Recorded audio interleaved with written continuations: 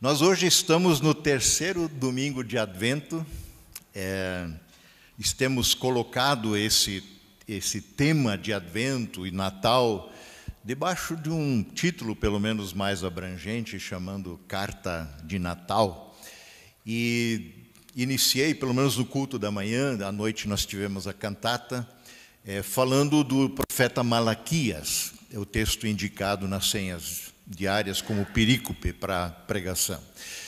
E Malaquias é o último profeta e ele tem uma palavra bem clara a respeito desta carta de Natal, vamos dizer assim, que é citada por Jesus, que eu li na saudação deste culto, onde diz em Malaquias 3:1, vejam, é o Senhor quem fala, eu enviarei o meu mensageiro que preparará o caminho diante de mim.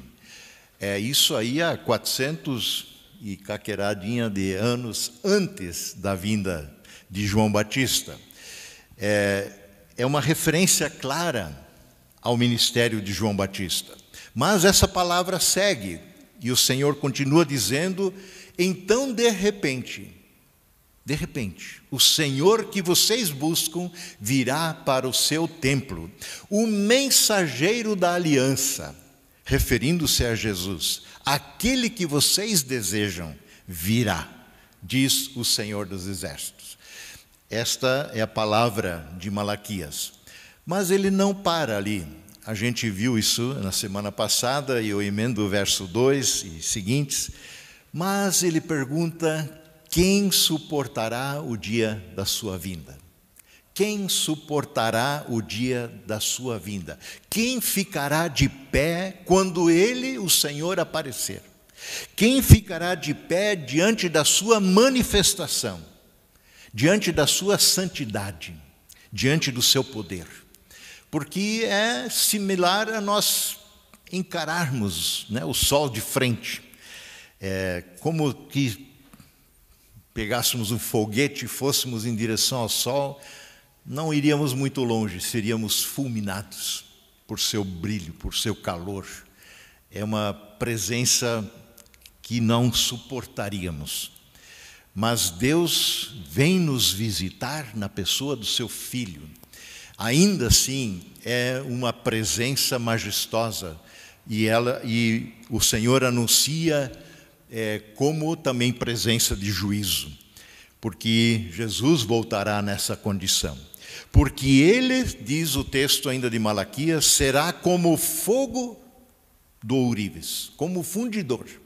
E ele será como o sabão do lavandeiro, da lixívia, do desinfetante, do branqueador, da soda, que limpa e purifica o algodão. Mas aqui é óbvio que é uma referência à vida, à nossa vida, a vida das pessoas, que será depurada pelo Senhor Jesus e sua obra na cruz. E ele se sentará como um refinador e purificador de prata, purificará os levitas, aqueles que celebram e sacrificam no templo, e os refinará como ouro e prata. Assim trarão ao Senhor ofertas com justiça. O que não vinha acontecendo, porque as ofertas vinham sendo banalizadas, ridicularizadas até, da forma como estavam sendo oferecidas, e não podiam ser aceitas pelo Senhor.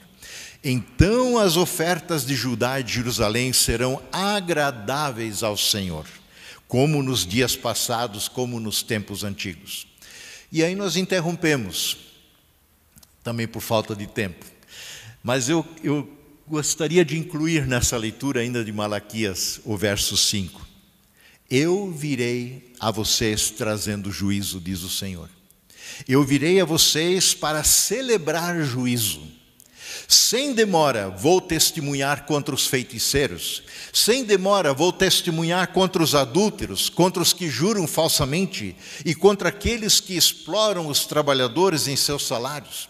Vou testemunhar rapidamente contra aqueles que oprimem órfãos e viúvas, que privam os estrangeiros dos seus direitos, contra aqueles que não têm respeito por mim, diz o Senhor dos Exércitos, por aqueles que vivem sem me temer, sem o temor que é devido ao Senhor. Palavra dura, palavra de juízo, encontra-se neste contexto em que se anuncia a vinda do Senhor.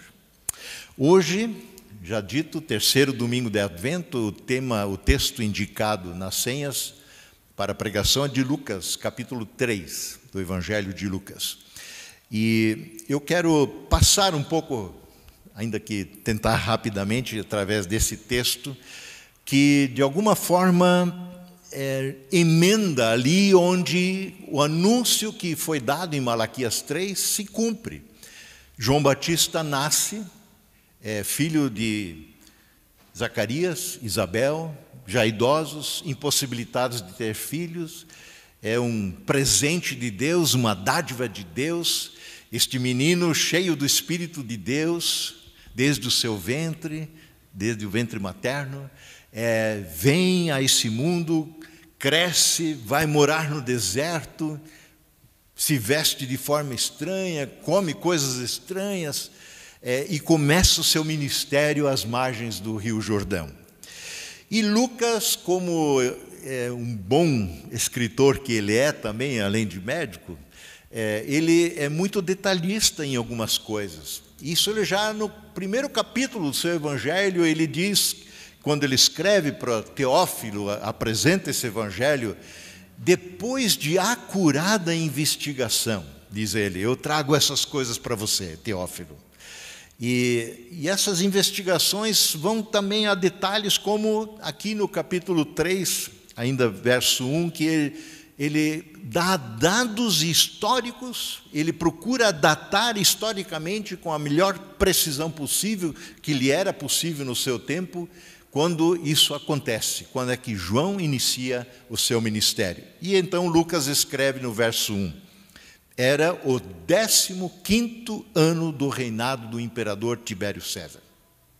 Isso é um dado histórico. Você pode pegar os livros históricos, ver quando Tibério César governou. Isso situa João e o início do seu ministério, com relativa precisão, ali entre os anos 26 e 29 depois de Cristo. Mas, para dar o melhor contexto possível, Lucas emenda outras informações. Pilatos, naquela ocasião, era governador da Judéia.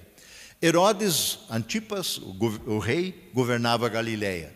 O irmão dele, Filipe, governava Itureia e Traconites. E ainda Lisânias governava Abilene. São informações que completam esse quadro de localização histórica. Mas Lucas dá mais uma informação. Verso 2. Anás e Caifás eram os sumos sacerdotes. Era comum só ter um sumo sacerdote. Anás meio que foi deposto pelo Império Romano, porque não lhe era agradável, e Caifás assumiu seu lugar, e os dois conviviam, né, e partilhando esse sumo sacerdócio ali em Jerusalém. Esse era o contexto no qual vem a palavra do Senhor. E aí Lucas diz no verso 2, nesse ano veio uma mensagem de Deus a João, filho de Zacarias, que vivia no deserto. Vem uma mensagem, e esta mensagem, dá para dizer, é a carta de Natal que João tem para entregar. E João percorreu, verso 3, os arredores do Rio Jordão, pregando o batismo como sinal de arrependimento para o perdão dos pecados. Esse era o anúncio. Arrependam-se. Deixem-se batizar como sinal desse arrependimento, porque o Senhor está vindo. E João fazia isso em cumprimento à promessa que Deus mesmo fizera, seja através, por exemplo, do profeta Isaías, ou mesmo através de Malaquias, que aqui já nos referimos. E Lucas, então, diferente de Mateus, vai citar aqui, nesse contexto, o profeta Isaías, reproduzindo em seu texto Isaías 40, os versos iniciais, dizendo como está escrito no livro do profeta Isaías. Assim João pregava. o profeta disse no passado: voz do que clama no deserto, referindo-se a João, preparem o caminho para o Senhor, façam veredas retas para Ele. Todo vale será aterrado, e todas as montanhas e colinas niveladas. As estradas tortuosas serão endireitadas, e os caminhos acidentados aplanados. É claro que João não tem a tarefa de abrir uma empreiteira e asfaltar alguma rua, lá, uma avenida para Jesus chegar. Não é essa a intenção. Ele está falando de vidas tortuosas. Ele está falando de vidas tumultuadas, em conflito, em vidas oprimidas, vidas machucadas, destruídas, pelo pecado, pelas trevas no qual o povo vivia, se encontrava. Então, endireitar o caminho indica na direção de que o povo esteja sendo conclamado ao arrependimento, para que acolha a dádiva da presença santa de Deus entre eles. E Lucas então informa ainda no verso 6, citando o próprio Isaías, dizendo: e toda a carne, toda a humanidade verá a salvação de Deus. Ainda que tenha acontecido num contexto, digamos, humilde, lá em Belém, uma estrebaria na periferia, sem grandes atrativos, sem luzes piscando, sem cartaz, sem divulgação, ali está acontecendo um fato histórico, a vinda, o nascimento do Filho de Deus, que está sendo anunciado, também é anunciado, apontado por João, que muda a história da humanidade. De fato, nesse caso, tem um antes e um depois de Cristo. E o mundo nunca mais foi o mesmo. Um antes e um depois de Cristo. E mesmo lá, naquela humilde estrebaria, aquela criança que a gente olha assim sem saber que perspectivas, né? Que vai ser, mas ali vem a salvação de Deus para a humanidade. E essa salvação tem sido anunciada desde então a plenos pulmões, seja por anjos, seja por pastores, seja pelos magos que vêm, seja pelos discípulos, por aqueles que conhecem e rendem sua vida a Jesus. E João, então, no seu contexto e na sua tarefa, começa chamando o povo na tarefa de endireitar o caminho, preparar o caminho para a vinda do Senhor. Ele começa a conclamar o povo a uma mudança de coração. Ele prega o batismo de arrependimento. E este batismo de arrependimento, ele demanda um compromisso com o Senhor, demanda uma vida santificada, uma vida rendida novamente à direção do Senhor. Chega de autonomia, chega de traçar os seus próprios rumos, chega de voltar as costas para Deus. João conclama as pessoas a se arrependerem, a se voltarem para o Senhor. E este arrependimento era então selado com um batismo. Então, no verso 7 diz assim, que João dizia às multidões que saíam para serem batizadas por ele. Multidões saíam para serem batizadas por ele. E vejam o que João prega, o que João fala, dizendo: raça de víboras, quem lhes deu a ideia de fugir da ira vindoura, da ira que se aproxima? Quem botou na cabecinha de vocês que vocês vêm aqui, se deixam batizar nessa procissão religiosa e vocês escaparão da ira de Deus, que certamente virá? Raça de víboras, descendência de cobras venenosas, fetos de víboras, talvez numa tradução mais textual.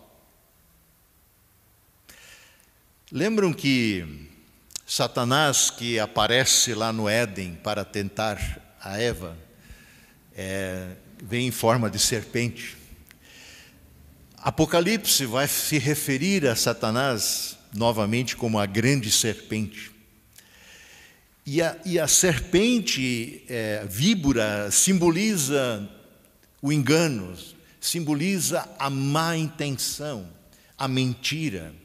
Aliás, Jesus, certa feita, falando a respeito, disse que ele é o pai da mentira. Nele só há engano. Quando ele mente, quando ele engana, ele faz do que é próprio, isso é dele. Ele é o enganador. E aí, de repente, João, o pessoal vem em massa, em multidões, querendo serem batizadas, e João os chama de raça de víboras. Quem vos induziu a fugir da ira que se aproxima? Certa feita, Jesus, respondendo aos fariseus, que o acusavam porque ele havia liberto uma pessoa de uma possessão demoníaca, e eles diziam, Jesus faz isso em nome de Beelzebu, o chefe dos demônios. E aí Jesus se dirige a eles dizendo, lá em Mateus 12 está essa história, versos 34 seguintes, diz para estas pessoas, raça de víboras, como vocês podem falar coisas boas se vocês são maus? Como vocês podem falar coisas boas se vocês são maus? Porque a boca fala do que está cheio o coração. Essa fala de vocês, essas acusações em relação a mim, ainda que venham em defesa da religião, não posso acolher. Ela é má, mal intencionada. E Jesus denuncia isso, porque do coração brota também o pecado. Certa feita, discutindo com os seus discípulos sobre isso, ele diz, não é o que vai entrar em você, comendo, que vai deixá-lo impuro.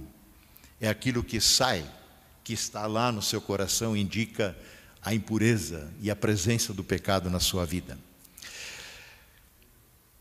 Então, João faz esse questionamento. E ele continua dizendo, então, no verso 8, provem por suas ações que vocês se arrependeram. Não venham aqui batizar por batizar. Não venham aqui escapar do juízo de Deus. Provem que vocês, de fato, estão mudando de vida. Não digam uns aos outros, continua João no seu discurso, estamos salvos porque nós somos filhos de Abraão. Nós somos descendência de Abraão, nós fazemos parte do povo de Deus. Por isso nós estamos salvos. Nós somos imunes ao juízo de Deus.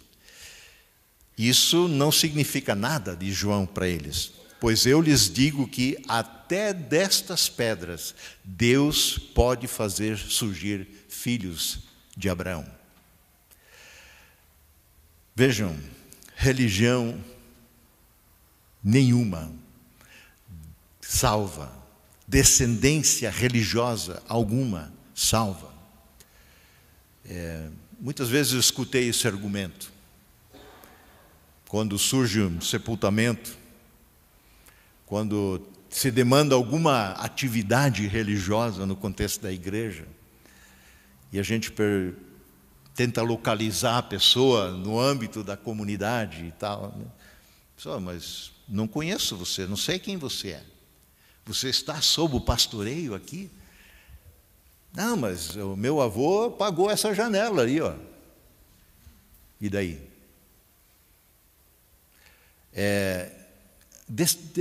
Eu já falei aqui uns 2 domingos atrás, né? O Corrie ten Boom dizia isso, Deus não tem netos, Deus tem filhos, filhas. Então, quem se fia na sua religiosidade, na sua descendência religiosa, não há salvação ali. Porque nós só temos salvação em Cristo Jesus. É o único nome dado entre os homens pelo qual importa que sejamos salvos. E Jesus mesmo, no seu tempo, teve posteriormente uma conversa parecida com os judeus que haviam crido nele. E ele diz em João 8:31 e seguintes: vocês são verdadeiramente meus discípulos, se creem em mim, se permanecerem fiéis aos meus ensinamentos.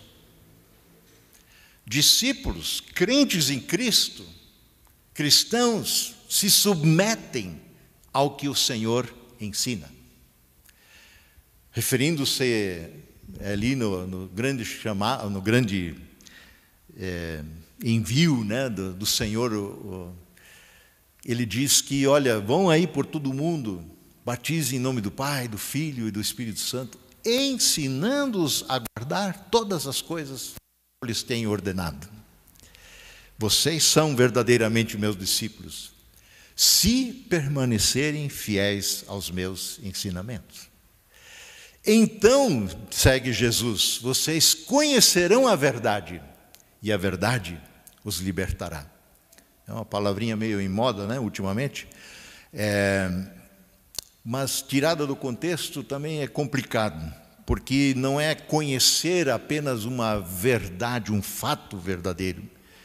Tem a ver com conhecer aquele que é a verdade, que de fato liberta. E Jesus segue dizendo, aliás, o texto de João 8 vai narrando essa conversa e as pessoas reagem ao que Jesus disse, dizendo, mais ou menos semelhante ao que acontece lá com João. Mas, vem cá, nós somos descendentes de Abraão. Disseram eles, nunca fomos escravos de ninguém. O que você então está querendo dizer que você vai nos libertar? E Jesus respondeu, eu lhes digo a verdade, todo aquele que peca é escravo do pecado. Todo aquele que peca e o pecado lhe é atrativo e segue os seus caminhos, se torna seu escravo. O escravo de Jesus, na continuidade, não é membro permanente da família, mas filho, filha, faz parte da família para sempre. E nós somos filhos e filhas mediante a fé em Cristo. Filhos e filhas são aqueles que são dirigidos, são guiados pelo Espírito Santo de Deus, diz a palavra. Portanto, diz Jesus, concluindo, se o Filho os libertar, se o Cristo os libertar, vocês serão verdadeiramente livres.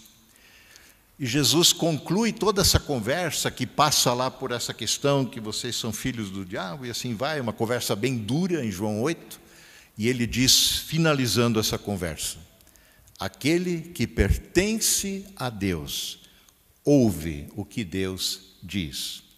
Vocês não ouvem porque não pertencem a Deus. Aquele que pertence a Deus, aquele que se rendeu ao Senhor, ouve. E ouvir implica em obedecer o que Deus tem a dizer.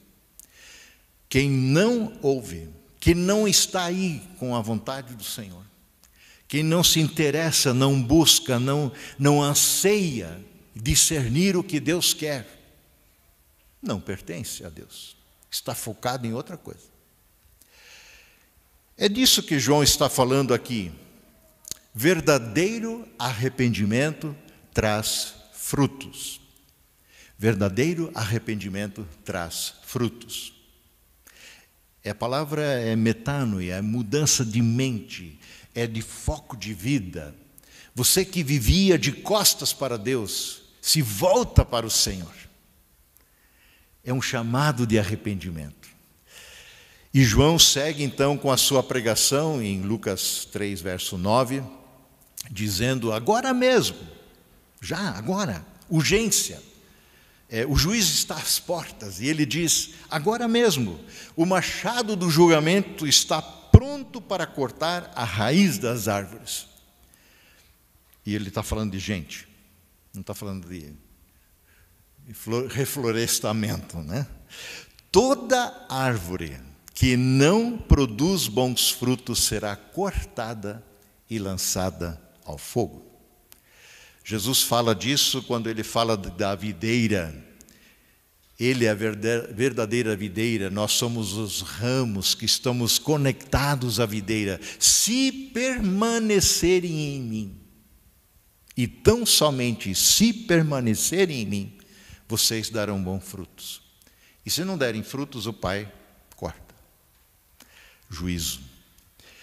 Vejam de novo, a religião, que sempre é de iniciativa humana, é eu com os meus projetos religiosos, meus afazeres, meus rituais, procuro de alguma forma ser agradável a Deus, aceitável pelo Senhor. A fé cristã sempre é de iniciativa divina, é de lá para cá. Uma iniciativa que transforma. Religião não muda a essência da árvore. Você pode praticar religião, seja qual for, a vida inteira, e você vai continuar sendo o mesmo. Somente em Cristo somos feitos novas criaturas. E Jesus muitas vezes falou dessa radicalidade, dizendo até se tornar pedra de tropeço. Mas é somente em Cristo que somos novas criaturas. E Paulo diz, se alguém está em Cristo, pela fé nele, este é nova criatura, nova criação. As coisas antigas já passaram, eis que se fizeram novas. E Jesus também falou a respeito desta essência que revela quem de fato nós somos. Mateus 7, ele diz, verso 15, cuidado com os falsos profetas. Eles vêm a vocês vestido em pele de ovelhas, transvestido de ovelhas. Misturam-se no meio do povo de Deus, ovelhas de Cristo, e parece tudo igual. Parece. Mas por dentro são lobos vorazes, lobos devoradores. Por dentro é o que importa. É como o Senhor nos vê. Ele não vê só a nossa aparência. A gente pode botar um fraquezinho mais caprichado, domingo, vir aqui, isso não muda a essência. Por dentro, quem acessa lá dentro é o Espírito de Deus. É Ele quem muda vidas e corações. E Jesus segue dizendo no verso 16, em Mateus 7, vocês os reconhecerão, os disfarçados de ovelhas, pelos seus frutos. Interessante. Pode alguém colher uvas de um espinheiro? Não. Ou pode alguém colher figos de ervas daninhas? Não. Boas obras são consequência da graça de Deus, do amor de Deus, da presença de Deus em nossa vida. Porque o resto vem tudo marcado e manchado por nossa segunda intenção, por intencionalidades egoístas. Voltando a Lucas, verso 10.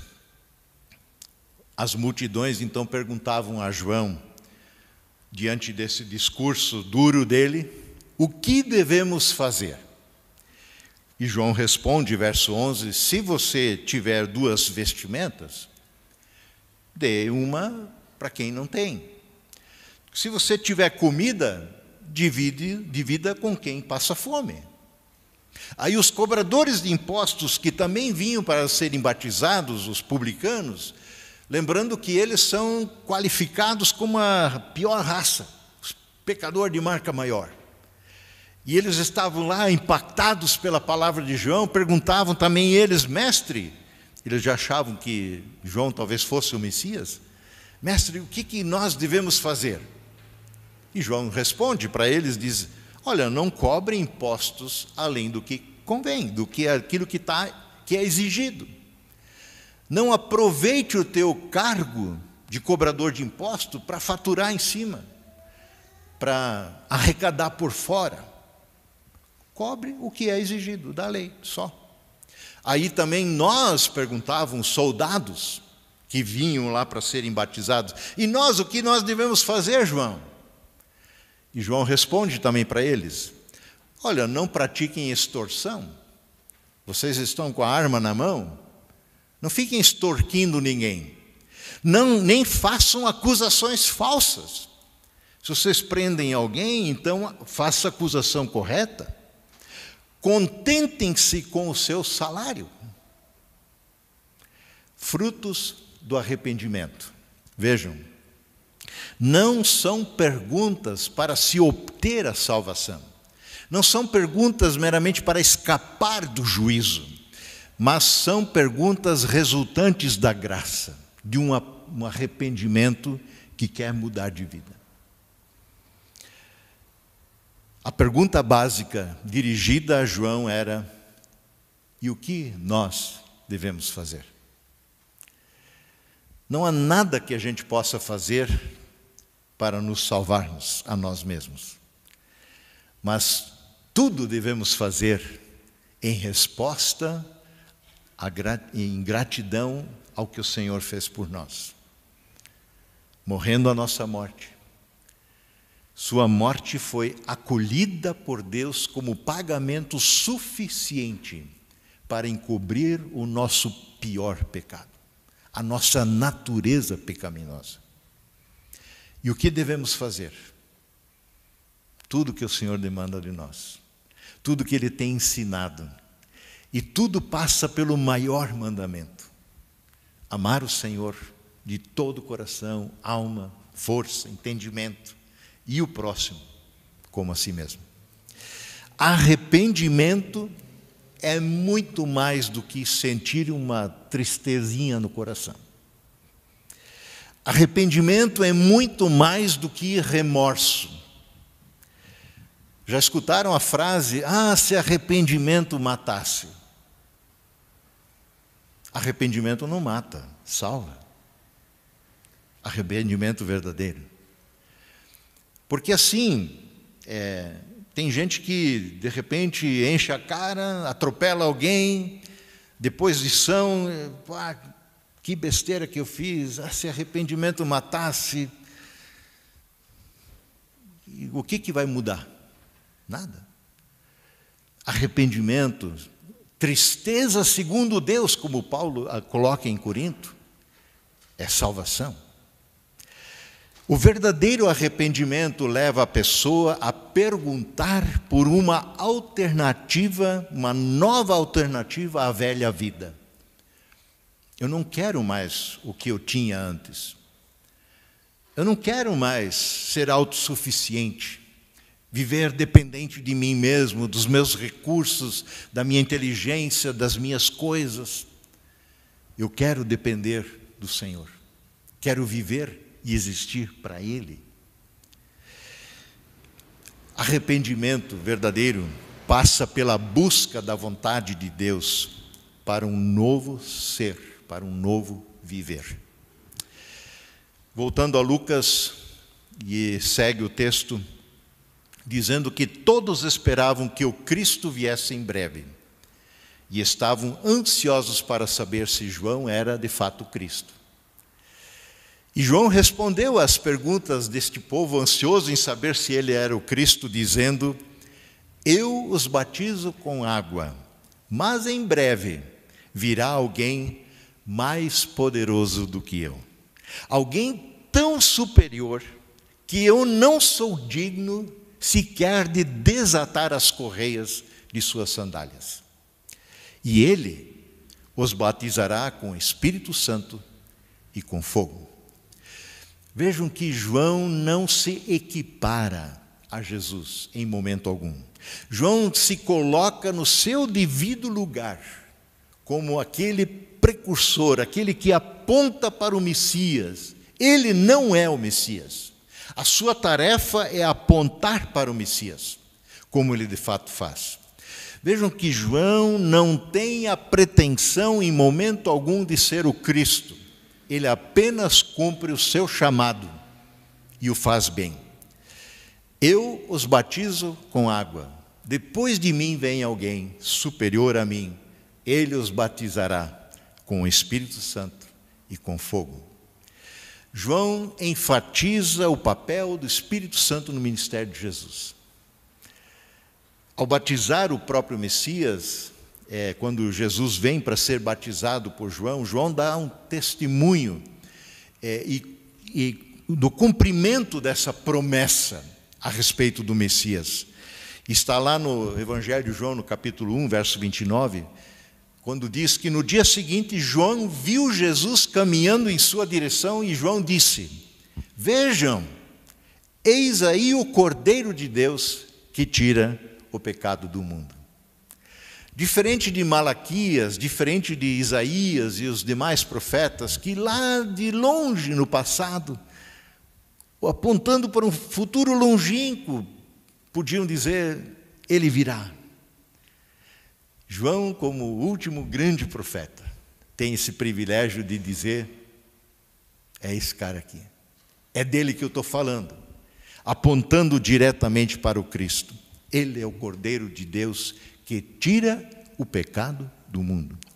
Era a ele que eu me referia, diz João, quando eu disse, um homem virá depois de mim, muito mais poderoso do que eu, pois existia muito antes de mim. João é uns 6 meses mais velho que Jesus, né? Mas Jesus vem da eternidade. E eu não o conhecia, diz João, mas vim batizando com água para que ele, Jesus, fosse revelado a Israel. E então João deu o seguinte testemunho: vi o Espírito Santo descer do céu na forma de uma pomba e permanecer sobre ele. Eu não sabia quem ele era, diz João, mas quando Deus me enviou a batizar com água, Deus me disse: aquele sobre o qual você vir o Espírito descer e permanecer, esse é o que batizará com o Espírito Santo. Eu vi isso, diz João, acontecer. E, portanto, dou testemunho de que ele é o Filho de Deus. Eu dou testemunho de que ele é, de fato, o Filho de Deus. Sendo assim, somente Jesus concede o seu Santo Espírito, absolutamente necessário para sermos filhos e filhas. Porque é este Espírito que testifica ao nosso espírito que somos seus filhos. É este Espírito que nos faz lembrar de tudo que o Senhor nos ensinou. É este Espírito que revela coisas novas e extraordinárias. É esse Espírito que nos capacita com dons, talentos, vontade e disposição para servi-lo. Espírito Santo da promessa, Espírito Santo, selo de Deus, que nos garante a salvação de uma herança eterna. É dependentes do seu poder que nós vivemos na expectativa da volta do nosso único e suficiente Senhor e Salvador. É esse Espírito que nos dá essa motivação, essa expectativa, esta alegria antecipada. O nosso Senhor está voltando. Amém.